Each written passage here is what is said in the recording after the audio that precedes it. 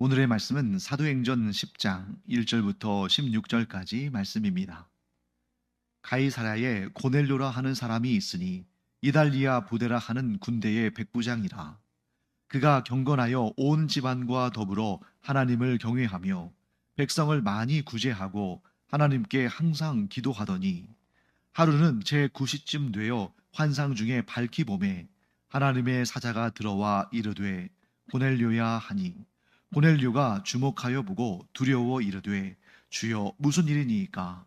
천사가 이르되 내 기도와 구제가 하나님 앞에 상달되어 기억하신 바가 되었으니 내가 지금 사람들을 요바에 보내어 베드로라 하는 시몬을 청하라. 그는 무두장이 시몬의 집에 유숙하니 그 집은 해변에 있다 하더라. 마침 말하던 천사가 떠나매 고넬료가 집안 하인 둘과 부하 가운데 경건한 사람 하나를 불러 이 일을 다 이르고 요바로 보내니라. 이튿날 그들이 길을 가다가 그 성에 가까이 갔을 그때에 베드로가 기도하려고 지붕에 올라가니 그 시각은 제6시더라. 그가 시장하여 먹고자 하매 사람들이 준비할 때에 황홀한 중에 하늘이 열리며 한 그릇이 내려오는 것을 보니 큰 보자기 같고 내 귀를 메어 땅에 들이웠더라. 그 안에는 땅에 있는 각종 네 발 가진 짐승과 기는 것과 공중에 나는 것들이 있더라. 또 소리가 있으되 베드로야 일어나 잡아먹어라 하거늘 베드로가 이르되 주여 그럴 수 없나이다.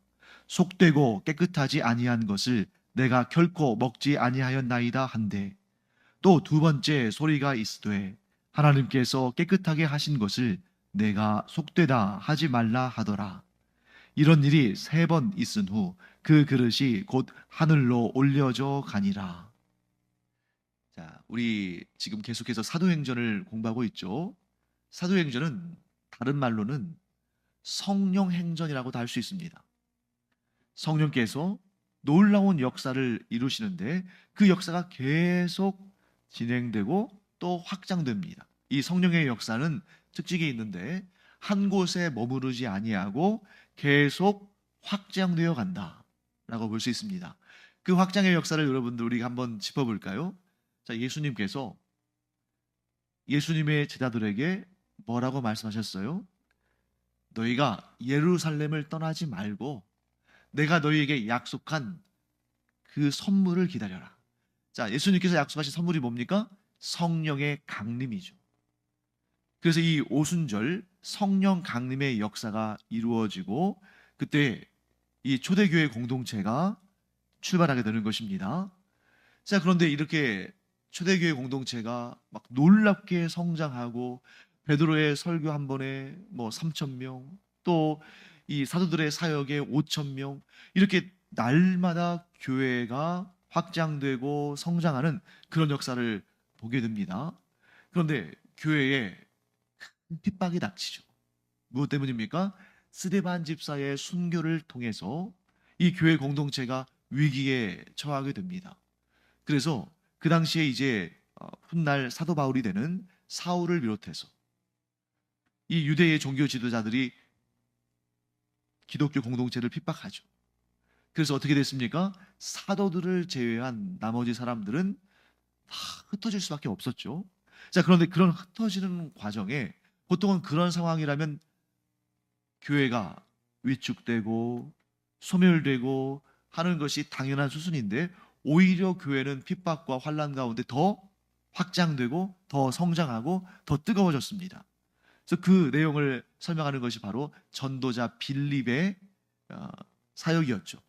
자, 전도자 빌립은 스데반 집사와 마찬가지로 7명의 집사 가운데 하나로 뽑혔는데, 그가 스데반 집사의 순교 이후에 예루살렘을 떠나면서 그냥 몰래 숨고 몰래 조용조용히 자기의 목숨을 살리기 위해서 그렇게 사람들의 눈에 띄지 않으려고 했던 것이 아니라는 거예요. 자, 결정적인 차이가 무엇입니까? 예수님의 제자들은 예수님이 십자가에 달려 죽으시고 또 예수님을 따르는 자들이 핍박을 받게 되는 그런 상황 가운데에 두려워서 숨었지만, 이 초대교회 성도들은 핍박과 환란 가운데에 흩어지면서도 숨은 것이 아니라 더 적극적으로 복음을 전파합니다. 이 둘 사이에 어떤 차이가 그런 변화를 일으켰습니까? 성령의 임재하심.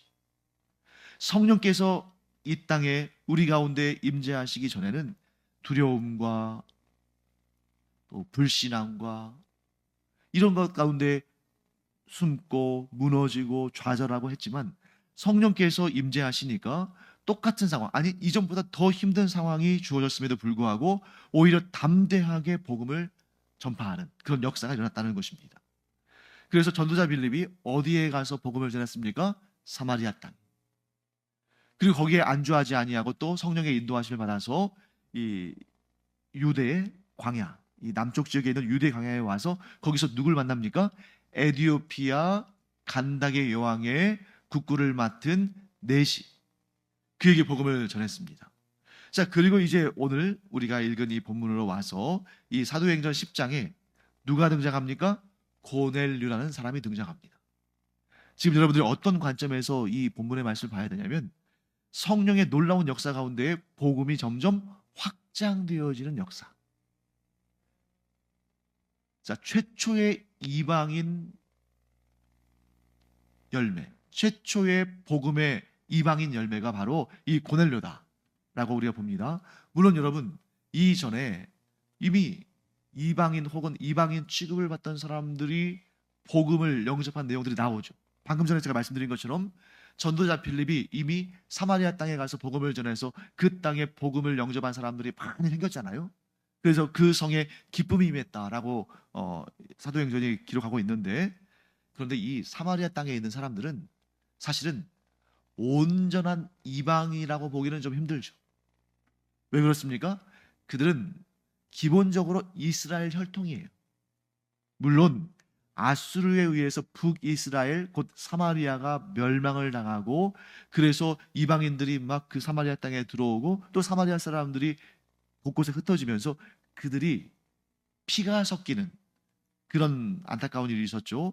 그렇기 때문에 상대적으로 혈통을 순수하게 유지한 유대인들이 보기에 북쪽에 있는 사마리아인들은 변절한 사람들이고 불순한 사람들이죠. 차라리 그들이 이스라엘 혈통이, 이스라엘 피가 전혀 섞이지 않았다면 그냥 무시하면 되는데, 그들이 이스라엘 혈통과 이방인 혈통이 섞였기 때문에 더 증오하고 미워했습니다.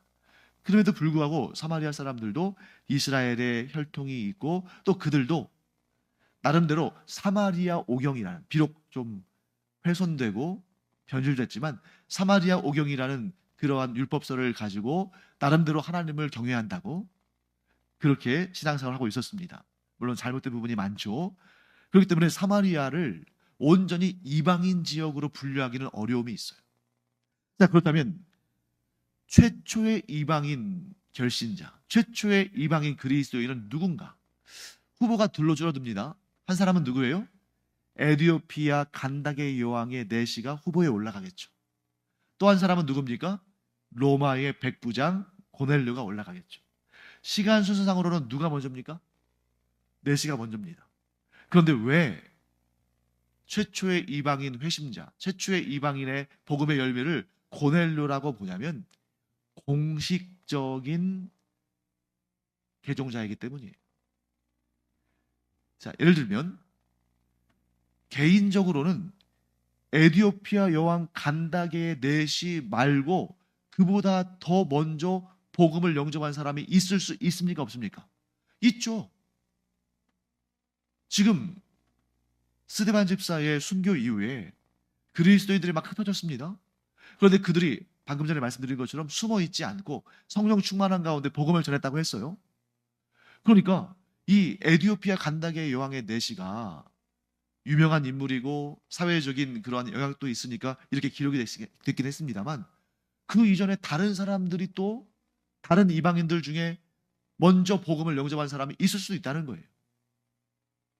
그렇기 때문에 누가 최초의 이방인 결신자냐, 누가 복음의 첫 열매가 된 이방인이냐, 그것을 논하는 것은 사실은 그렇게 중요한 문제도 아니고 정확히 알 수도 없습니다.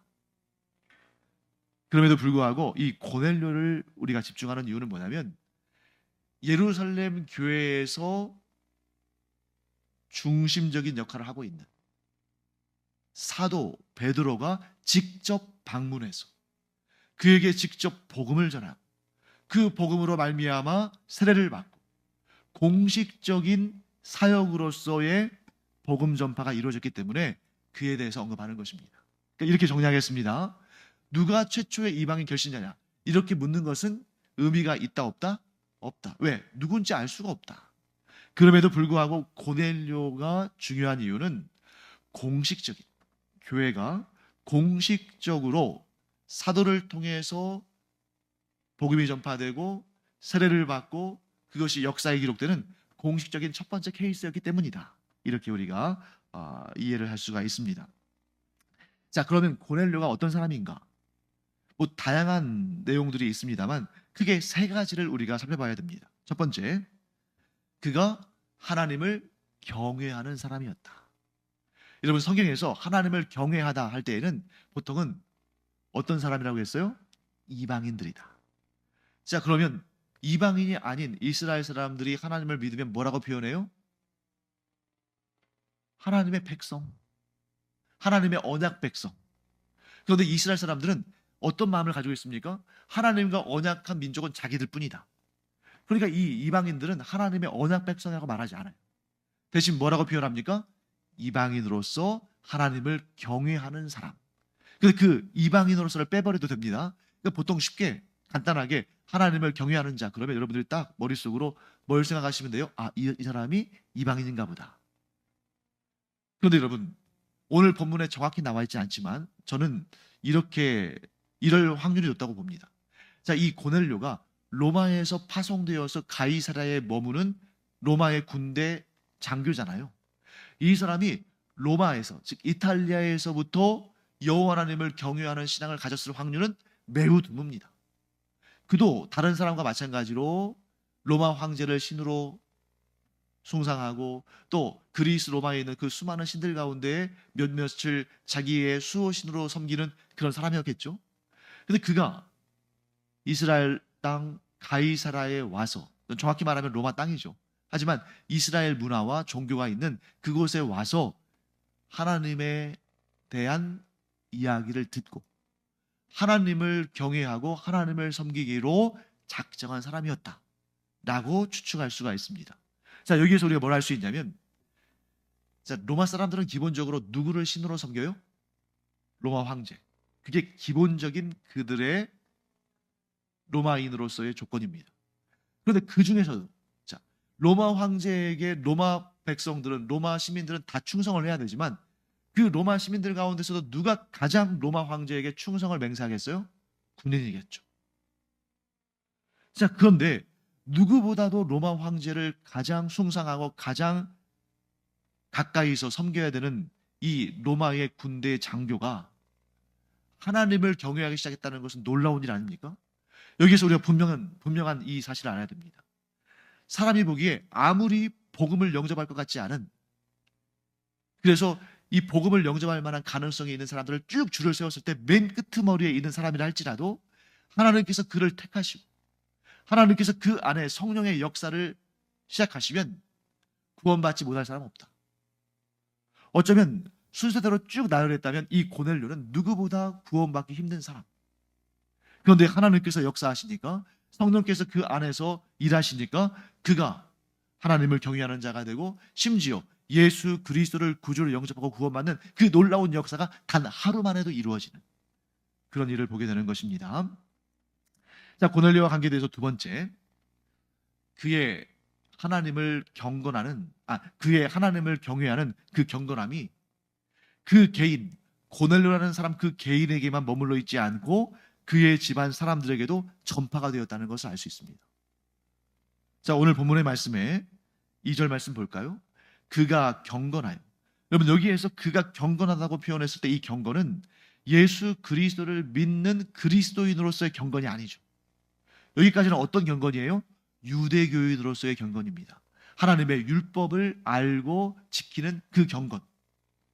그런데 그 경건함이 어떻게 됐습니까? 온 집안과 더불어 하나님을 경외했다. 자, 뭘 의미해요? 이 고넬료라는 사람이 하나님을 믿기로 작정하면서 나 혼자 신앙생활 하면 그만이지, 나 혼자 믿으면 되지 뭐, 다른 사람들이야 내가 뭐 간섭할 수 있나? 이런 게 아니라 자기가 믿는 믿음이 진정한 믿음이니까, 자기가 섬기는 하나님이 진짜 신이시니까 자기의 내부에서 하나님에 대한 경건함과 경외함으로 그친 것이 아니라 자기 집안 사람들. 자, 여기서 말할 때 성경에서 여러분 집안 사람들 할 때에는 자기 가족들만 의미하는 게 아닙니다. 그래서 오늘 본문의 말씀을 보시면 자기 집에 있는, 자기 수하에 있는 하인들도 이 거룩한 사역에 쓰임 받잖아요. 또 심지어 자기의 수하에 있는 군인들도 쓰임 받잖아요. 이런 것처럼 자기의 집안 사람들, 가족들과 하인들 물론이거니와 자기의 사역지인 군대 내에서도 자기가 믿는 이 참신앙, 자기가 섬기는 하나님에 대한 진정한 신앙을 계속 전했다는 거예요. 그러니까 이 사람들이 이 고넬료와 함께 하나님께 경건한 신앙생활을 하고 있는 것이지, 안 그랬으면 이런 일은 일어나지 않았을 것입니다. 그래서 이 고넬료는 어떤 사람입니까? 자기가 가지고 있는 신앙이 참되다고 여겼을 때, 자기가 섬기는 하나님이 유일한 신이라고 여겼을 때에 그것을 자기 속에만 가둬두지 않고 전파하는 사람이었다. 좋은 것을 함께 나누고자 한 사람이었다 하는 걸 알게 됩니다. 그리고 세 번째 볼까요? 세 번째 어떻습니까? 고넬료의 신앙은 삶으로 증거되는 신앙이었다. 자, 말로만 내가 하나님을 경외한다, 말로만 내가 하나님의 뜻에 순종한다 한 것이 아니라 그가 하나님이 명령하신 것을 순종하고 지켜냈습니다. 그래서 오늘 본문의 말씀에 또 2절 말씀 보시면 후반부에 이렇게 되어 있죠. 백성을 많이 구제하고 하나님께 항상 기도하더니. 자, 여기에서 백성은 누구였어요? 로마 사람들이겠습니까? 아니죠. 이스라엘 내에 그 가난하고 어려운 형편에 있는 사람들, 예를 들면 과부나 고아나 이런 사람들을 구제했다는 거예요. 보통의 로마 사람들 어떤 이미지입니까? 이스라엘 사람들을 막 학대하고 또 이스라엘 사람들을 깔보고 그들에게 막 막말하고 이럴 것 같잖아요. 그런데 이 사람이 어려운 형편에 있는 이스라엘 사람들을 많이 구제하고 또 경건한 삶에도 부지런함을 내어서 하나님께 항상 기도하는 이런 사람이었기 때문에, 우리 어제도 우리가 살펴봤습니다. 어제 우리가 다비다라는 여인에 대해서 살펴봤잖아요. 그 여인이 죽었습니다. 그런데 하나님께서 누구를 보내셔서? 베드로를 보내셔서 그를 살리셨어요. 자, 성경을 보면 죽은 자를 살리는 그 역사를 볼 때마다 우리가 한 가지 분명한 사실을 깨달았죠. 예수님께서 살리신 나사로도, 베드로가 살려낸 다비다도, 사도 바울이 살려낸 유드고도 그들에게 한결같은 특징이 있었는데 그게 뭐였습니까? 하나님을 진심으로 경외하고 섬기고 또 착하고 의로운 행동으로 사람들에게 칭송받던 자들입니다. 그래서 우리가 어제도 분명히 이 말씀을 나눴습니다만 오늘 또 이어집니다.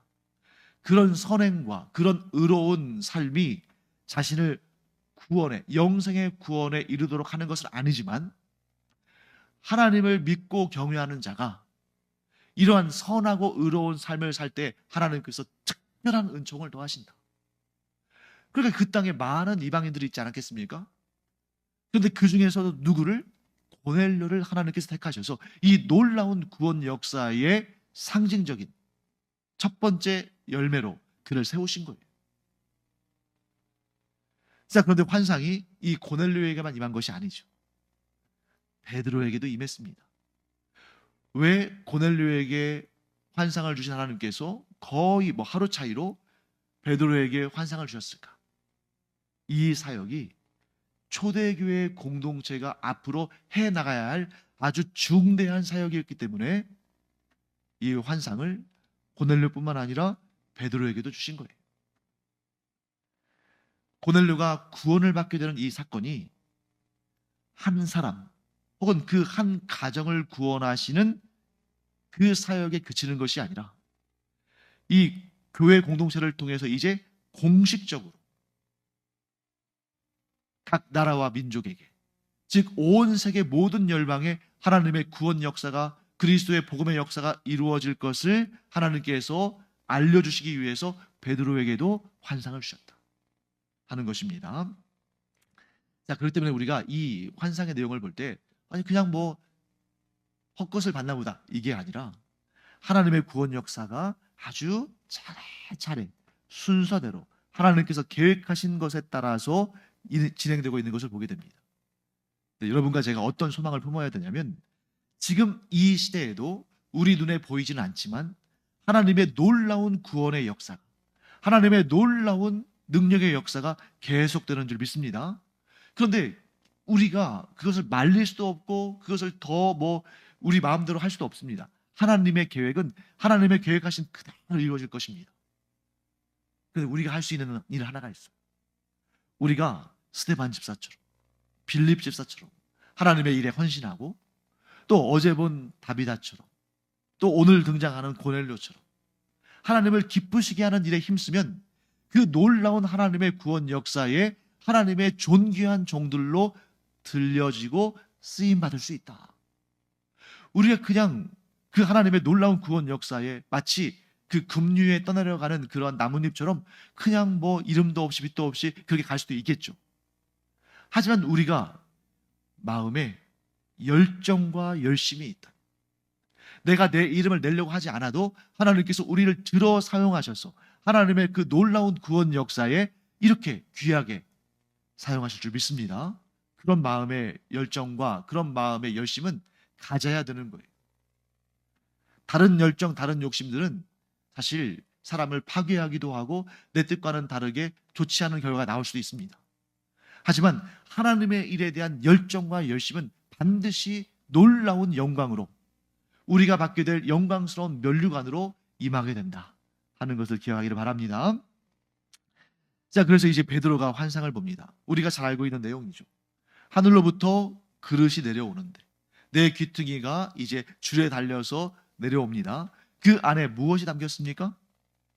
자, 오늘 본문의 말씀해 보시면 12절 말씀에 그 안에는 땅에 있는 각종 네 발 가진 짐승과 기른 것과 공중에 나는 것들이 있더라. 자, 그런데 이 부분을 조금 더 자세히 정리해 본다면 이렇게 말할 수 있을 것입니다. 그 그릇 안에 모든 짐승들이 다 담겨 있을 수는 없겠죠. 그럼 어떤 짐승들이 담겨 있겠습니까? 율법에 부정한 짐승들로 규정된 짐승들이겠죠. 예를 들면 뭐가 있겠어요? 돼지나 개나 독수리나 까마귀나 뱀이나 뱀장어나 이렇게 율법에 하나님께서 이런 것들은 먹지 말라라고 부정한 것으로 규정되어진 것들이 담겨 있었겠죠. 자, 그런데 여러분 여기 보시면 베드로에게 뭐라고 말씀하십니까? 잡아먹어라. 그때 베드로가 뭐라고 답합니까? 주여, 그럴 수 없나이다. 속되고 깨끗하지 아니한 것을 내가 결코 먹지 아니하였나이다. 그런데 이런 일이 16절 말씀 보니까 몇 번 돼 있어요? 3번이나. 여러분 딱 머릿속에 뭘 떠올리는 게 없습니까? 베드로가 예수님의 십자가의 죽으심, 그 이후에 낙심해서 갈릴리 호수로 물고기를 잡으러 갔을 때 예수님께서 그에게 나타나셔서 내 양을 먹이라 하고 몇 번 말씀하셨어요? 3번 말씀하셨죠. 그리고 오늘 여기에서 또 주님께서 다시 한번 그에게 말씀하십니다. 내가 너에게 이 메시지를 전한다 하고 오신 거예요. 15절 말씀 보시면 뭐라고 말씀하십니까? 하나님께서 깨끗하게 하신 것을 내가 속되다 하지 말라. 두 번째, 베드로를 둘러싼 두 번째 껍질이 깨어지는 순간입니다. 갈릴리 호수에서 한번 깨졌죠. 네 힘으로 그 양들을 치는 거 아니다. 네가 나를 사랑하면 네가 얼마든지 그 양들을 칠 수 있다. 그래서 베드로가 회복된 거예요. 그 전까지는 베드로는 미안해서 주님의 일을 못했습니다.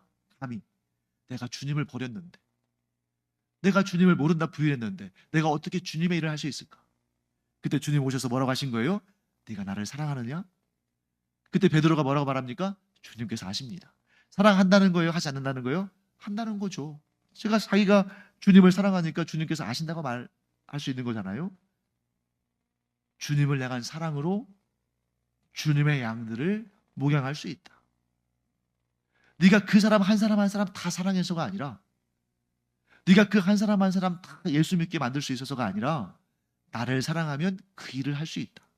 자, 그리고 오늘 이 환상 속에서 세 번 말씀하시는 것입니다. 뭐라고요? 하나님께서 깨끗하게 하신다. 자, 하나님께서 뭘 가지고 이들을 깨끗하게 하셨을까요? 지금 여기 나오는 이 부정한 짐승들은 이방인들을 상징하는 거잖아요. 이 이방인들을 뭘 가지고 하나님께서 깨끗하게 하셨을까? 그리스도의 보혈로. 그리스도의 보혈로 하나님께서 깨끗하게 하신 것을 네가 속되다고 하지 마라. 여기에서 베드로를 둘러싸고 있던 두 번째 껍질이 깨지는데 바로 이방인에 대한 관점입니다. 이방인에 대한 관점이 바뀌는 거예요. 그래서 이 이후로는 이방인에게 복음을 전하는 것이 예외적인 일이 되는 것이 아니라 이 기독교 공동체의 가장 중요한 사역들 가운데 하나가 되는 것을 보게 됩니다. 사랑하는 성도 여러분, 베드로는 알지 못했어요. 그리스도의 복음이 이방인들에게도 적용될 것을 알지 못했습니다. 근데 주님께서 깨우쳐 주셨죠. 여러분과 제 안에도 그와 같은 은혜가 있기를 바랍니다. 우리가 우리의 힘과 우리의 지식과 우리의 지혜로 모든 것을 다 알 수 있습니까? 없습니까? 없어요. 그러나 그때그때 하나님께서 우리를 깨우쳐 주심으로 말미암아 우리가 하나님의 위대한 역사에 존귀에 쓰임 받는 그런 하나님의 사람들, 그리스도의 제자들이 다 되기를 간절히 축원합니다. 기도하겠습니다. 하나님 감사합니다. 주님의 은혜 가운데에 저희가 이렇게 신앙생활을 하게 된 것도 하나님께서 고넬료를 선택하신 것처럼 이방인인 저희들을 선택하시고 저희로 하여금 예수 그리스도를 믿게 하시고 성령의 역사를 경험하게 하셔서 오늘날 저희가 있는 줄 믿습니다. 저희가 살아가는 모든 순간마다 하나님께서 친히 저희를 깨닫게 하여 주시고 감당할 수 있는 능력 주시고 필요한 모든 것 채워주셔서 하나님의 구원 역사에 놀라운 그 한가운데에서 주님께 존귀히 쓰임받는 저희들과 저희의 가족들과 이 교회 공동체가 되게 하여 주시옵소서. 감사드리며 예수님의 이름으로 축복하며 기도합니다. 아멘.